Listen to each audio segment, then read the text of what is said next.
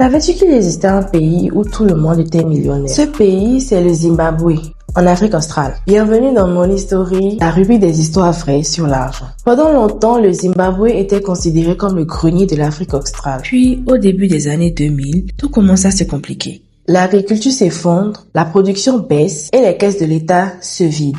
Il manque de l'argent, on imprime. Il faut payer les fonctionnaires, on imprime. Il faut financer les dépenses de l'État, on imprime. Au début, ça fonctionne.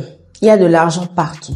Sauf qu'il y a un problème. Plus tu mets de l'argent en circulation, moins chaque billet vaut. Le prix du pain qui augmente, puis celui du carburant et ensuite celui du riz. Et comme les prix augmentent, on imprime encore plus de l'argent. Et là, le Zimbabwe entre dans une spirale infernale. Les prix ne montent plus seulement chaque mois. Ils peuvent changer plusieurs fois dans la même journée. Tu reçois ton salaire, il vaut mieux le dépenser rapidement parce que demain, il pourrait déjà acheter moins.